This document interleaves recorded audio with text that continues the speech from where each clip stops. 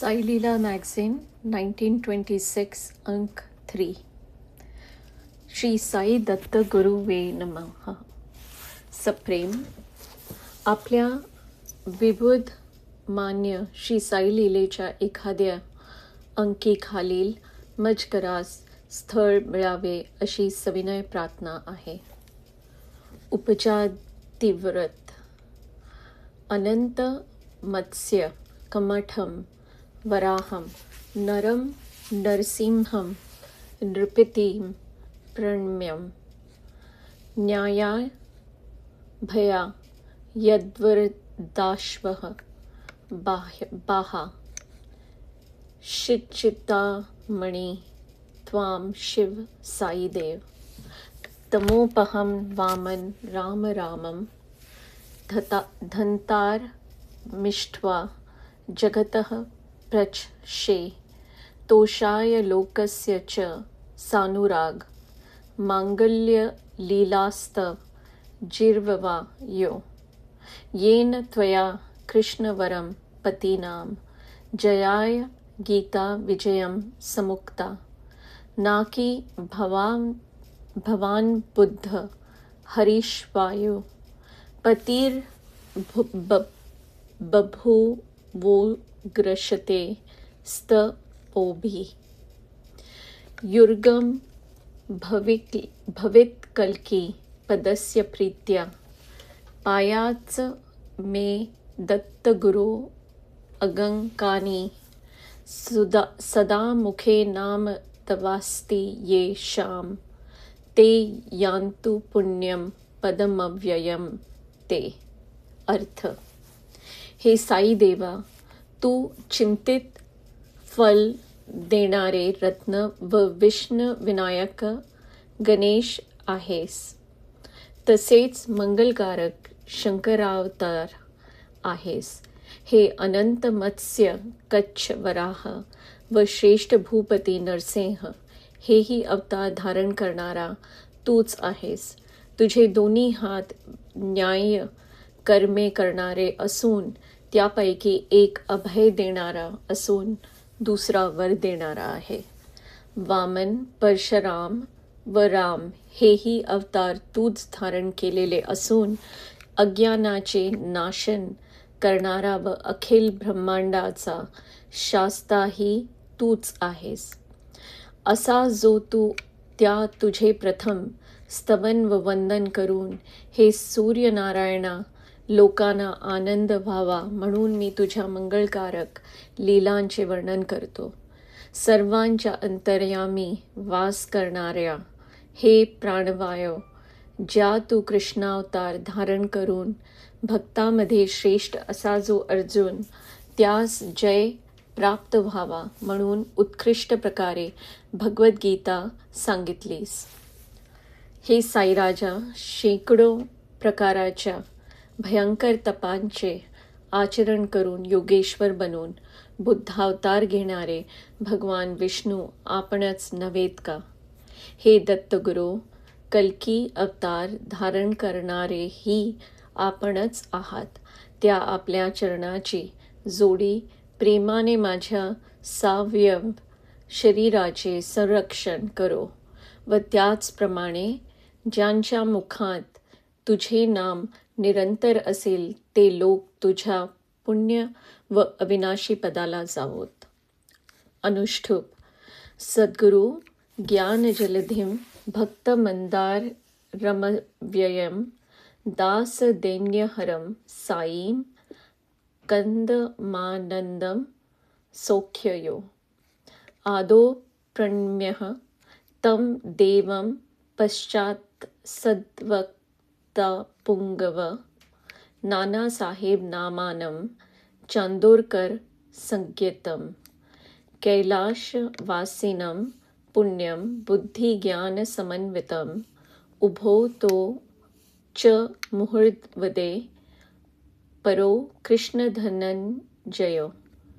नानार्थ शोभना लीला या साई गुरुना कृता यथाकाळ यथा देशम शतशोऽथ सहस्रशः तासाम कतिपया ज्ञाता बोध कौतुकसूयंत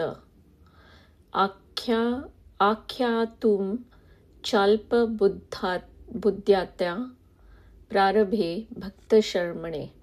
अर्थ: अविनाशी भक्तांचे कल्पवृक्ष ज्ञानसागर, दासांचे दारिद्र्य नाहीसे करणारे आनंद व सौख्य यांचा गड्डा अशा त्या साई देवास प्रथम वंदन करून नंतर सद्भक्तांत श्रेष्ठ, पुण्यवान, बुद्धिवान, ज्ञानसंपन्न कैलासवासी नानासाहेब चांदोरकर यांस नमन करून केवळ दुसरी कृष्णार्जुनाची जोडी अशा त्या उभयतास पुन्हा नमस्कार करतो.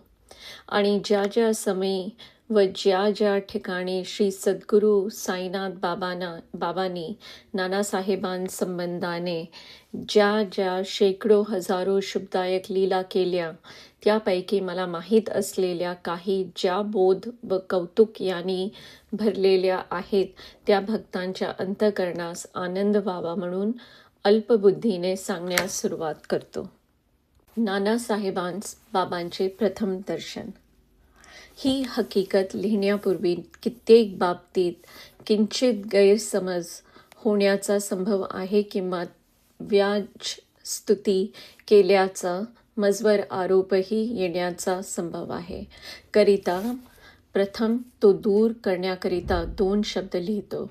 माझ्या पूर्वीच्या एका लेखावरून वाचकांच्या स्मरणात असेलच की माझी व नानासाहेबांची प्रथम भेट कशी झाली. माझ्या स्वप्नात मला 2 मूर्ती दिसल्या व त्या श्री बाबा व नानासाहेब या होत्या. मी पुढे शिर्डीस गेल्यावर जेव्हा बाबांस निरखून पाहिले तेव्हा स्वप्नातील जोडी पैकी एक ते हेच श्री व दुसरे नानासाहेब अशी खात्री पटली.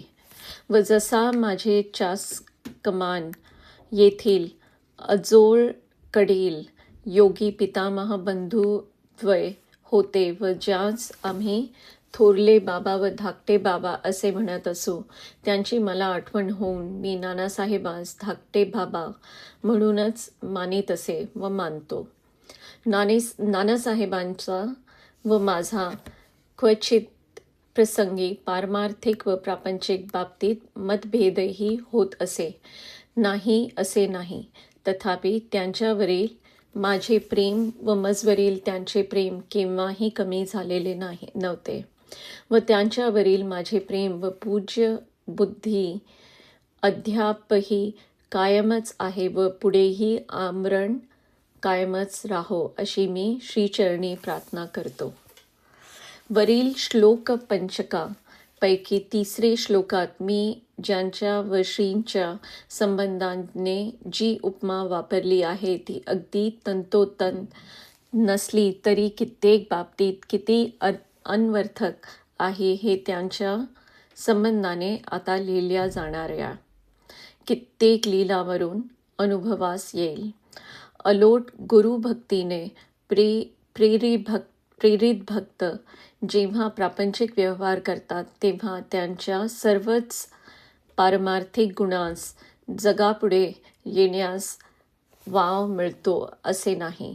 कित्येक वेळा तर अहो हे इतके सद्भक्त व परमार्थप्रिय असून व्यवहारात यांचे समतेचे धोरण का नाही, यांचे ठिकाणी विकारवशता का दिसावी वगैरे त्यांच्या संबंधाने सवालही विचारण्यात येतात.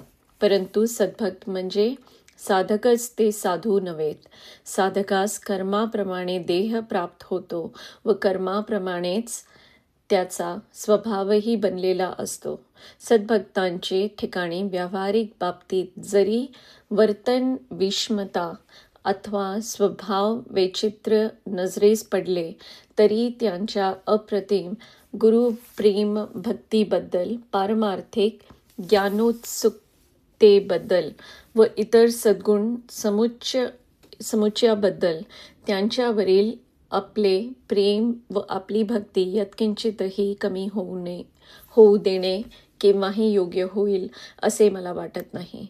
व त्यांच्या गुरुप्रेमास पदतेबद्दल लिहिताना त्यांच्या संबंधाने जे काही मधुर व प्रेमोद्गार काढावे लागतील ते व्याजस्तुत्यात्मक होतील असेही मला वाटत नाही. असो, नानासाहेब विद्वान होते, ते ज्ञानी होते, थोर होते, सद्भक्त होते व त्यांचे बाबांवर व बाबांचे त्यांच्यावर अलौकिक प्रेम होते. नानासाहेबांचा व माझा पुष्कळ वेळ निकट संबंध होता. कित्येक वेळा मी त्यांनी रात्रीच्या रात्री जागून काढल्या आहेत. त्या रात्रीत फक्त बाबांचेच लीला वर्णन चाललेले असे व ते वर्णन करताना त्यांच्या नेत्रातून नेहमी आनंदश्रू गळत असत. अहो, बाबांनी कितीतरी अगणित लीला केल्या आहेत व रोज करीत आहेत. त्या मी जर तुम्हा सर्व सांगत बसेन तर एवढे घरही पुरणार नाही असे ते म्हणत. त्यांचे अंतःकरण उच्चंबुलून येई व कित्येक वेळा ते सांगता सांगता स्तब्ध बसत व गुरु मायेच्या अद्वितीय वत्सलतेबद्दल धन्यवाद गात. नानासाहेबांची योग्यता फार मोठी होती. ते बाबांचे पहिले सद्भक्त होते. ते बाबांच्या गळ्यातील ताईत होते. त्यांना बाबांचा कधी कधी साक्षात्कार होत असे. बाबांनी त्यांना सांगितलेल्या गोष्टीपैकी काही गोष्टी गुप्त ठेवण्याबद्दल व काही लोकांस सांगण्याबद्दल बाबांची त्यास आज्ञा असे ते मला सांगत. बाबांच्या समागमात नानासाहेबांनी कमीत कमी 20 वर्षे काढली असावी. नानासाहेब नगर जिल्ह्यात कलेक्टरचे चिटणीस असता कोपरगाव तालुक्याचा जमाबंदी करिता कलेक्टर साहेबांची स्वानी एक वेळी कोपरगाव मुक्कामी आली. श्रीयुत आप्पा कुलकर्णी हे त्यावेळी शिर्डीचे कुलकर्णी होते. शिर्डी हे कोपरगाव तालुक्यात पैकी एक गाव आहे. कुठेही जावयाचे असल्यास बाबांस वंदन करून व त्यांना विचारून जावयाचे असा त्यांचा नियम असे. त्याप्रमाणे एके दिवशी जमाबंदी करता ते कोपरगावात जातेवेळी बाबांस वंदन करण्यास मशिदीत गेले व बाबांचे जवळ बसले. बाबा म्हणाले, "आप्पा, तू कुठे जातोस?" आप्पा म्हणाले, "मी कोपरगावी जमाबंदी करता जातो." बाबा म्हणाले, "मग माझे एक काम करशील का?" आप्पा म्हणाले, "होय, करीन." बाबा म्हणाले, "कलेक्टर साहेबांचा चिटणीस नाना आहे, त्याला म्हणावे तुला बाबांनी बोलवले आहे." आप्पा म्हणाले, "नानासाहेब हे चिटणीस आहेत, त्यास मी हा निरोप सांगून ते कसे येतील?" बाबा म्हणाले, "तू त्याला माझा निरोप तर सांग." आप्पा म्हणाले, "बरे." नंतर बाबांची आज्ञा घेऊन आप्पा कोपरगावास गेले व त्यांनी तो निरोप नानासाहेबांस सांगितला. नानासाहेब म्हणाले, "आप्पा, या असल्या थापा कशाला मारतोस? कोणीकडून तरी तुझी जमाबंदी लवकर होऊन तुझी येथून लवकर सुटका व्हावी म्हणून तू ही कृती काढलीस आहे. नाहीतर बाबांची व माझी ओळख काय? मी कधी जन्मात त्यांच्याकडे गेलो नाही व त्यांना कधी काळे का गोरे पाहिले नाही. असे असता ते मला कशाला बोलवतील? जमाबंदीतून लवकर निसटण्याची ही तुझी स्वतःची युक्ती आहे व तसेच असेल तर तसेच सांग. मी तुला लवकर मोकळा करीन, परंतु अशा विनाकारण थापा का देतोस?" आप्पा म्हणाले, "नानासाहेब, आपण कोण हे मी जाणत नाही का व आपल्यास मी थापा देईन का? मला अशा थापा देण्यात फायदा काय? मला लवकर जावयाचे असेल तर मी आपणास तसेच सांगेन, पण अशा थापा देणार नाही." बाबांनी जो निरोप सांगितला तो मी आपल्यास सांगितला. आपण जसे सांगाल तसे मी बाबांना सांगेन. नानासाहेब म्हणाले, "माझा व बाबांचा संबंध नाही. ते मला बोलवणार नाहीत व इतकेही असून तुझ्या म्हणण्याप्रमाणे त्यांनी मला बोलवले असेल तर मी येत नाही म्हणून त्यांना सांग." आप्पा म्हणाले, "बरे." आप्पांचे कामकाज आटोपल्यावर आप्पा परत शिर्डी झाले व घडलेले सर्व वृत्त त्यांनी बाबांस निवेदन केले. बाबा म्हणाले, "बरे, पुन्हा जेव्हा जाशील तेव्हा नानाला हाच निरोप सांग की बाबांनी तुला एकदा बोलवले आहे." आप्पा म्हणाले, "बरे." नंतर काही दिवसांनी आप्पा पुन्हा नानासाहेबांकडे काही सरकारी कामाकरता गेले व त्यांनी बाबांचा तोच निरोप नानासाहेबांना पुन्हा सांगितला. नानासाहेबांनीही पूर्वीचेच उत्तर पुन्हा दिले. आप्पा परत गेले व बाबांना नानासाहेबांचे उत्तर कळविले. नंतर बाबा म्हणाले की पुन्हा तोच निरोप आणखी एकदा नानास सांग. आप्पांनी पुन्हा त्याप्रमाणे केले. नानासाहेब म्हणाले, बरे, येईन एखादे वेळी. नंतर काही दिवसांनी नानासाहेबांचे मनात आले की उद्या आपण बाबांकडे जावे, म्हणून त्यांनी आपल्या कुटुंबास, अर्थात यावेळी ते नगर येथे असले पाहिजेत, सांगितले की माझा काळा अल्पाचा अंगरखा बाहेर काढून ठेव. आईसाहेब म्हणजे नानासाहेबांचे कुटुंबास मी आईसाहेब म्हणतो, म्हणाल्या, तो अंगरखा तर आपण कधी घालीत नाही. तो नादुरुस्त असल्यामुळे आपण तो आज 2 वर्षे गाठोड्यात बांधून ठेवला आहे. नानासाहेब म्हणाले, मला तोच अंगरखा पाहिजे आहे. आईसाहेब म्हणाल्या, ठीक आहे. त्यांनी त्याप्रमाणे तो अंगरखा काढून ठेवला. नानासाहेबांनी दुसरे दिवशी तोच अंगरखा घातला व ते शिर्डीस जाण्याकरिता निघाले. वाटेने जाता जाता त्यांचे मनात नाना प्रकारचे विचार येऊ लागले. मी एखादे फकीरास भेटावयास जातो आहे, अगर एखादे साधूचे दर्शनास जात आहे. जर खरोखरच साधू दर्शनास जात असेन तर रिक्त हस्ताने साधू दर्शनास जाऊ नये असे शास्त्र आहे. जवळ तर काही नाही व शिर्डी हे अगदीच खेडेगाव असल्यामुळे तेथे तर काहीच मिळणार नाही. तरी आता मी कुठे व कशाकरिता जात आहे याचा निर्णय कसा व्हावा असो निघालो तर खरा. आता जसे व्हावयाचे असेल तसे होईल असे म्हणून ते शिर्डीजवळ आले. इतक्यात त्यांचा हात सहज त्यांच्या अल्पाच्या अंगरखाच्या खिशात गेला.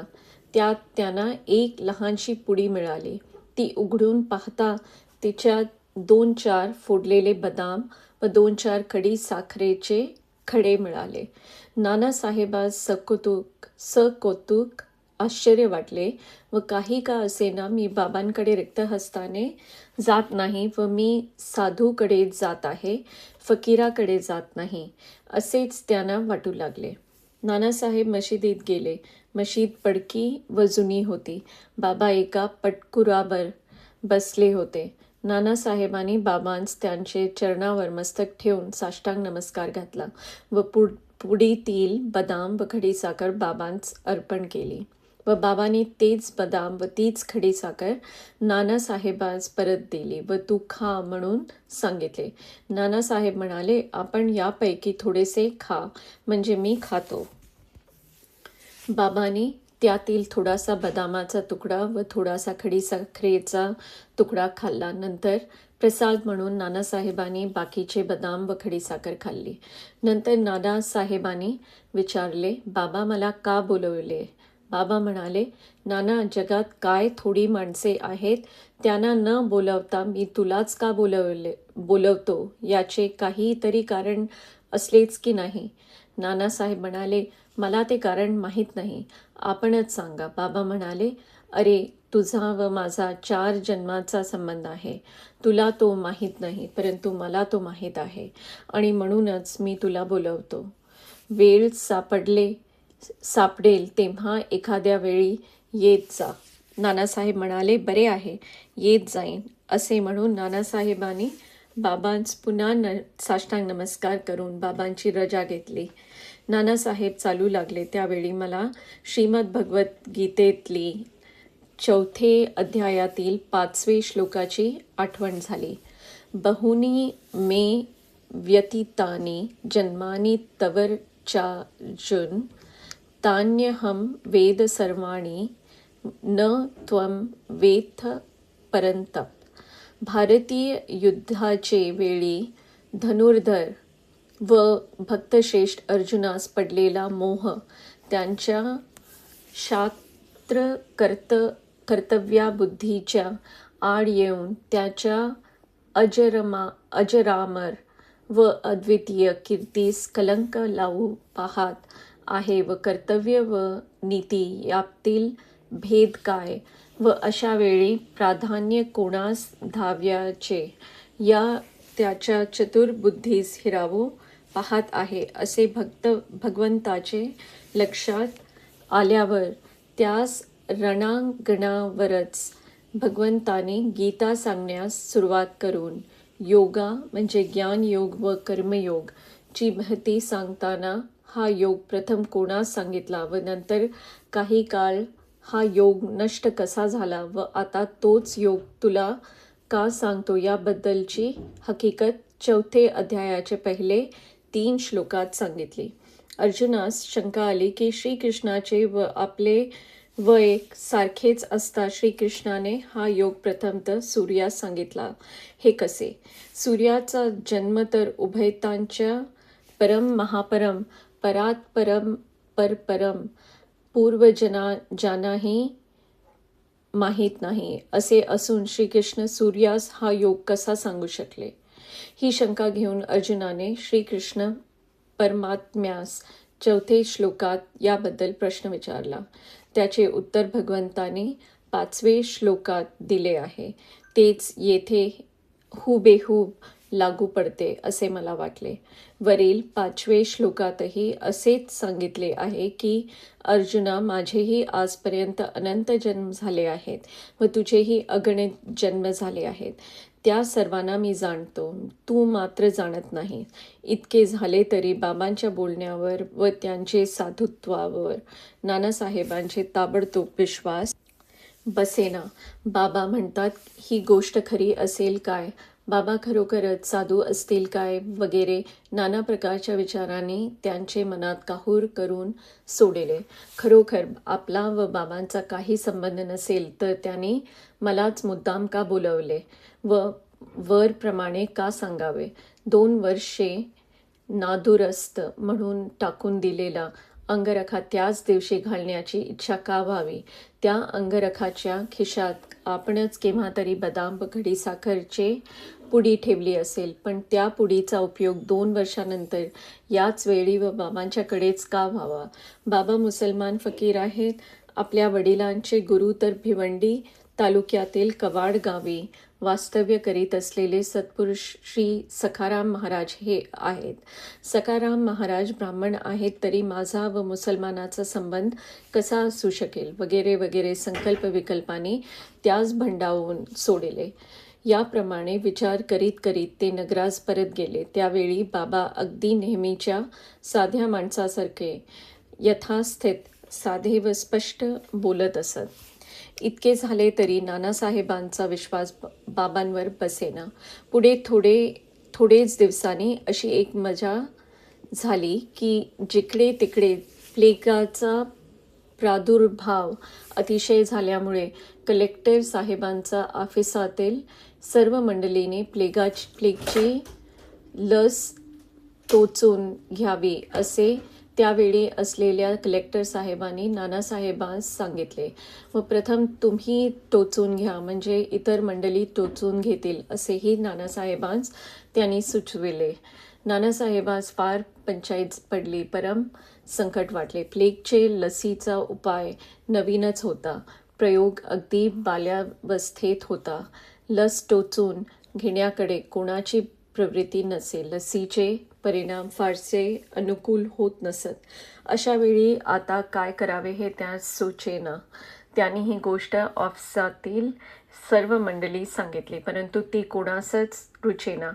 कलेक्टर साहेबांचा लकडा तर नानासाहेबांचे मागे बहुतेक दररोज लागला.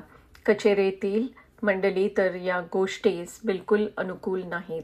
कलेक्टर साहेबांचा तर बराच आग्रह दिसला व तू टोचून घेतलेस म्हणजे कचेरीतील मंडळी व गावातलीही पुष्कळ लोक टोचून घेतील व एकंदरीत या उपायाचा फैलाव सर्व लोकात जास्त होईल. लोकांचे लसी संबंधाने गैरसमज दूर होईल व पुष्कळ लोक या प्लेगचे संकटापासून मुक्त होतील व त्यास कायमचा फायदा होईल असे त्यांचे म्हणणे पडले. याबद्दलची सल्ला कोणास विचारावी, कुठे जावे असे नानासाहेबांस मोठे कोडे पडले. इतक्यात त्यांना युक्ती सुचली की ही गोष्ट बाबाच विचारून पाहावी व बाबा काय म्हणतात ते ऐकून घ्यावे. याप्रमाणे निश्चय करून नानासाहेबांनी कलेक्टर साहेबास सांगितले की लसीचा उपाय पूर्णावस्थेस पोचलेला नाही, तो बाल्यावस्थेत आहे, करिता लस टोचून घ्यावी किंवा नाही याबद्दल अजून माझे मत निश्चित झाले नाही. तरी कृपा करून आपण मला या गोष्टीचा विचार करण्यासाठी 8 दिवसाची मुदत द्यावी. तितक्या मुदतीत मी आपला निश्चय आपल्यास कळवितो. कलेक्टर साहेबांनी बरे आहे म्हणून सांगितले. नंतर नानासाहेब एक दिवस शिर्डीस गेले व श्रीचरणी मस्तक ठेवून त्यांनी ही सर्व हकीकत त्यांचे कानावर घातली व विनंती केली की बाबा कसे करावे, टोचून घ्यावे की घेऊ नये. बाबा म्हणाले, त्यात काय आहे, टोचून घ्यावे. त्यापासून आपल्याला काय व्हायचे आहे, जा खुशाल टोचून घे, काही भिऊ नकोस. ठीक आहे असे म्हणून नानासाहेबांनी बाबांस पुनरपी वंदन करून ते नगरास परत आले व आपला प्लेगची लस टोचून घेण्याचा निश्चय झाला आहे असे त्यांनी कलेक्टर साहेबास कळविले व एक दिवस कायम करून त्या दिवशी नानासाहेबांनी स्वतःच टोचून घेतले. नानासाहेबांचा हा निश्चय व उदाहरण पाहून त्यांचे कचेरीतीलही पुष्कळ मंडळींनी टोचून घेतले व गावातलीही बऱ्याच लोकांवर नानासाहेबांच्या स्वतः टोचून घेण्याचा चांगला परिणाम होऊन त्यांनीही टोचून घेतले.